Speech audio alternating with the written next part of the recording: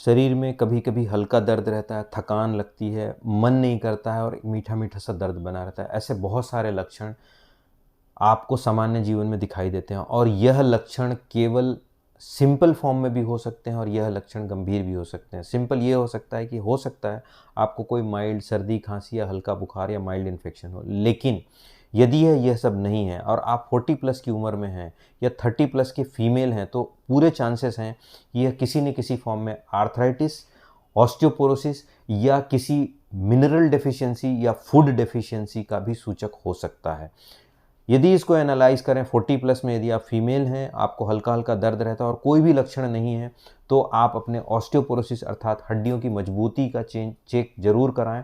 जो DEXA scan के रूप में, बीएमडी के रूप में होता है। दूसरा, यदि आपको जोड़ों में दर्द हो रहा है, उठने बैठने में तकलीफ होती है, हल्का बहुत दर्द रहता है, आप 30 प्लस फीमेल हैं या इसके अलावा कोई भी हैं और यह दर्द यदि एक्सरसाइज से कम हो रहा है, आपकी फिजिकल इनएक्टिविटी से बढ़ रहा है या टेम्परेचर चेंज से बढ़ रहा है, तो यह गठियावात हो सकता है। यदि यह दोनों लक्षण नहीं हैं तो आप अपने अपने फूड पैटर्न को चेक करिए, क्या वह पूरा बैलेंस है। यदि वह बैलेंस है तो भी आपको पूरे चांसेस हैं कि इन लक्षणों में कैल्शियम, विटामिन B12 या D3 की डेफिशिएंसी हो सकती है, जो बाहर से पता नहीं चलती है। इसको आपको ब्लड टेस्ट करा के ही चेक करना होता है। अदरवाइज आप बाहर से ही अज्यूम करते हैं, जो बहुत सारी पैथीज में देखा गया कि आपको थकान लग रही है, आपको कमजोरी लग रही है, वीकनेस लग रही है, आपको काम में मन नहीं लगता, तो हो सकता है कैल्शियम कम होगा, हो सकता है विटामिन B12 कम होगा, D3 कम होगा। Assumption is very bad. Better है बहुत थोड़े से पैसे में आप इन टेस्ट को करा सकते हैं, आप रियलिटी में देख सकते हैं और उसके पश्चात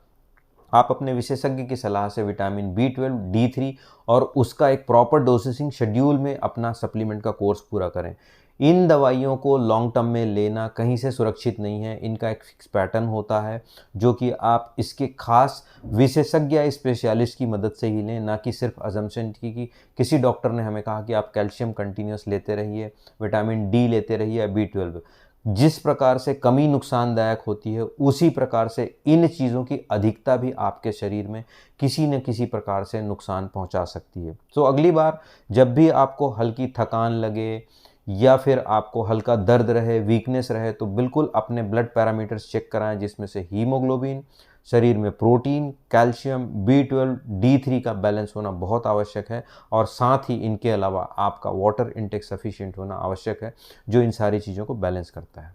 धन्यवाद, नमस्कार।